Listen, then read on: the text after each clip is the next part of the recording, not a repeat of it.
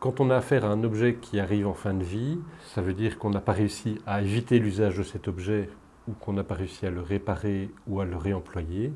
À ce moment-là, il faudra mieux l'envoyer en valorisation matière, c'est-à-dire en recyclage, plutôt qu'en valorisation énergétique ou en enfouissement technique.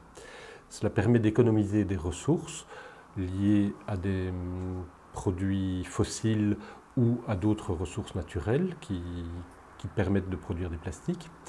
Cela permet aussi de limiter les impacts liés à la transformation de ces ressources et ça permet de limiter aussi les impacts liés à la gestion des déchets auxquels on a affaire. Cela implique qu'il existe des filières de recyclage qui permettent de transformer ces déchets et idéalement ces filières de recyclage doivent se situer sur notre territoire ou pas trop loin pour limiter les impacts dus au transport.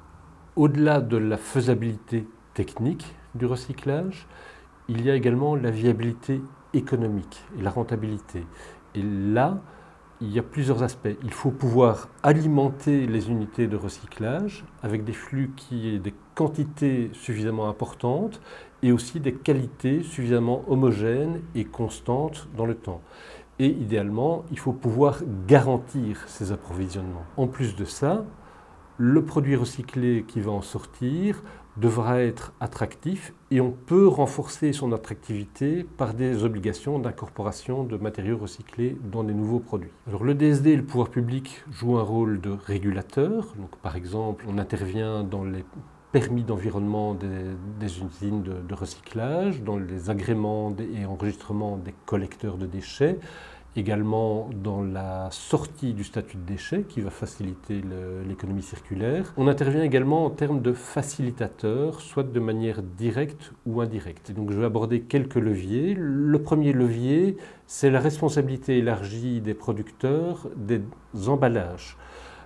Emballages ménagers, emballages professionnels. Ces responsabilités élargies des producteurs sont mises en œuvre par FOSPlus et Valipac, au travers d'agréments qui leur sont délivrés et dans lesquels nous intervenons. Ces agréments ont notamment permis récemment pour les emballages ménagers à ce qu'on implante en Wallonie 2 nouvelles unités de valorisation de déchets avec une garantie d'approvisionnement et 3 usines de tri performantes. Pour les déchets professionnels, cela a permis aussi à mettre en place toute une panoplie d'incitants financiers pour la valorisation matière ou pour l'incorporation de matériaux recyclés. Le deuxième levier, ce sont d'autres responsabilités élargies des producteurs, par exemple pour les véhicules hors d'usage, pour les déchets d'équipements électroniques et pour les matelas usagés, où là aussi on a d'importantes fractions plastiques et des obligations de valorisation matière à atteindre. Le troisième levier, c'est le tri à la source, qui est important parce qu'un déchet bien trié à la source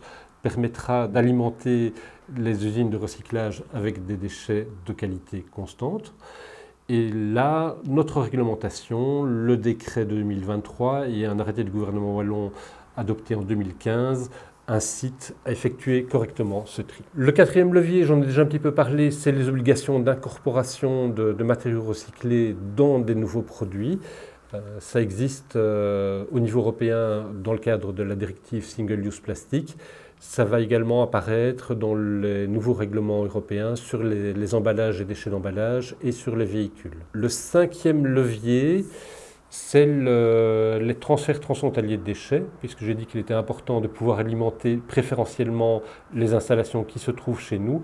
Et via le règlement européen, on va parvenir à contribuer à cet objectif.